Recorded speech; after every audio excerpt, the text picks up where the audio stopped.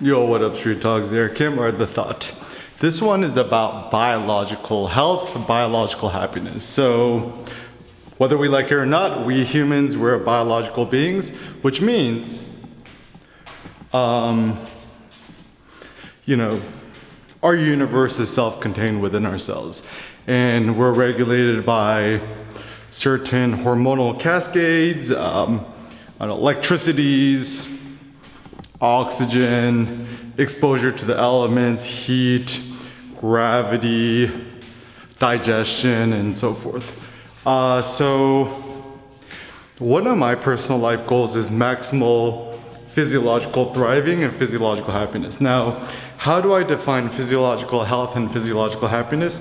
So to me, what it is when my body feels great, my mind feels great, good bowel movements, lots of sprightliness and strength in my muscles, and that's pretty much it.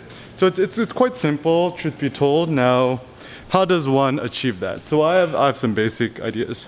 The first thought is,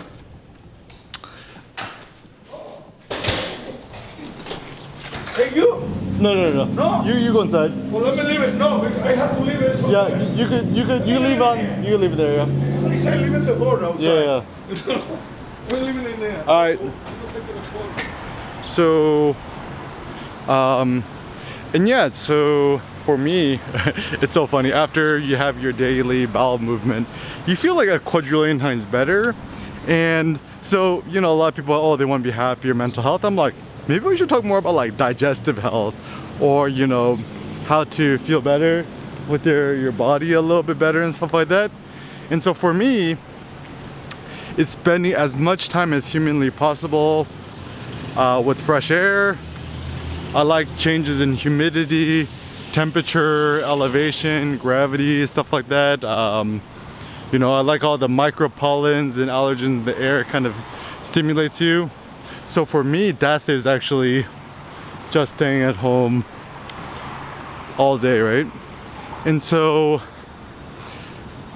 you know, for me, the best way to be healthier and happier is to walk more, go to the park more. Actually, one of the best things I've personally done for just like my physical and mental health is just, yeah, going on daily walks to the park, going to the park, working out, using that time to think, reflect, meditate, you know, work out, get a physiological pump. So even working out for me, I like the physiological feeling of the, you know, hormonal cascades that occur in my body when I'm working out and stuff like that. And, you know, often I'll meet people at the park so I can have a nice chat with them too.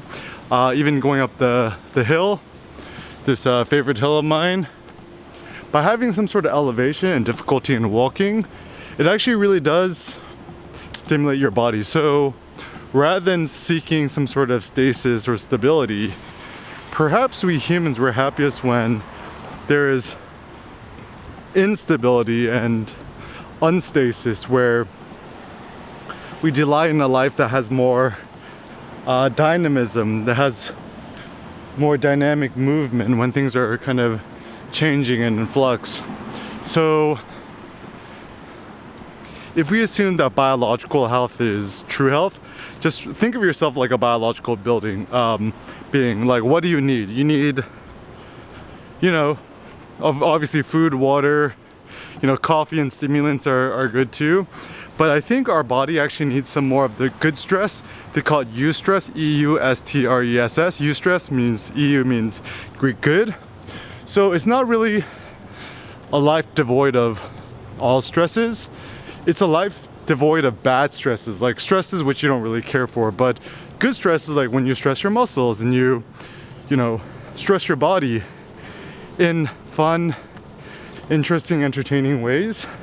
So walk more, go to the park more, spend as much time as humanly possible. My personal prescription is try to spend, like, however much time you spend at home in front of a computer screen or in front of your phone, try to spend the equal equivalent time outdoors at a park with some green spaces.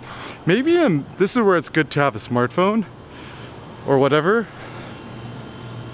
if you need to do some work on your laptop or something, maybe drive your car or bring your backpack or just bring your phone and then do all your work at the park.